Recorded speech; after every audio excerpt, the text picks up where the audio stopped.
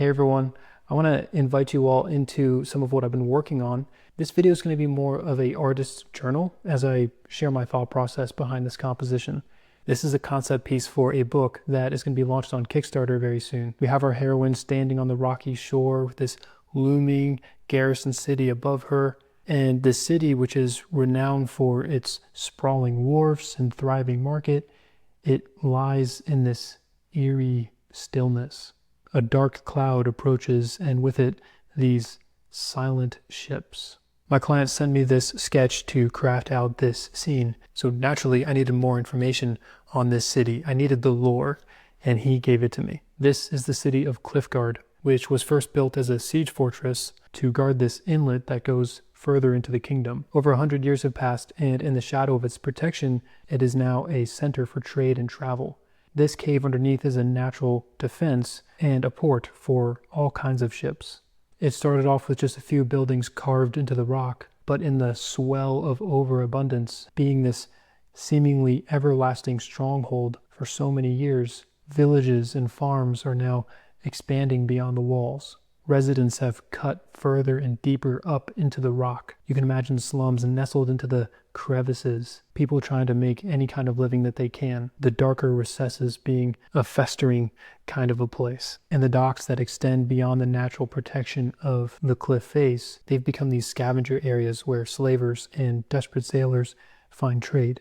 So it's on this day when the city that should be teeming with life is cold and rigid, we find Kiara. Kiara lives with her family on the far, far outskirts of Cliffguard for reasons I can't tell you. And she lives a quiet, happy life. That is until her mother foretells of her own death. After a series of events that I will refrain from sharing, but made my heart bleed for Kiara like 5 times over, Kiara goes down the cliff to the sea. And this is one of the key moments that sweeps her off on this epic adventure that the story tells. I wanted to choose nautical earthy colors, which I think fits not just for this scene, but the theme and the mood of the book. And in this imaginative sculpting phase, I really wanted to keep my values close together so that everything felt more malleable under my brush. It's easy enough to increase the contrast as the scene fleshes out. Keeping close values and colors also helps build in atmospheric depth, especially for this more ambient scene. I gave the foreground more contrast and more reds, which helps bring it forward. And I might add more dynamic light later, since I am a lover of the light, but for now I'm keeping it general as I focus on the shapes and narrative elements.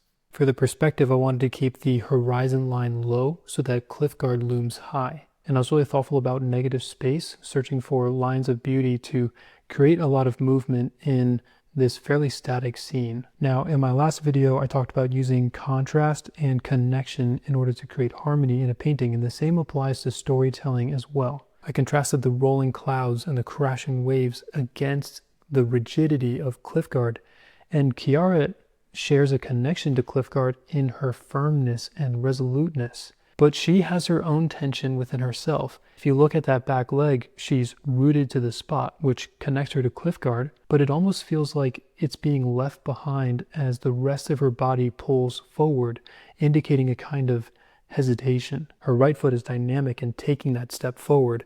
It's a conscious decision of the will to step into the conflict despite her trepidation. The positioning of her feet is my favorite part because it's capturing that contrast and connection all balled up within herself. And I think it's going to be a theme that she's going to continue to face throughout the story. The last song is, at its heart, a story of loss and legacy. It's about finding strength in the wake of heartbreak and choosing to rise when the world feels broken. It's full of magic and meaning, old songs and new hopes, and quiet acts of courage.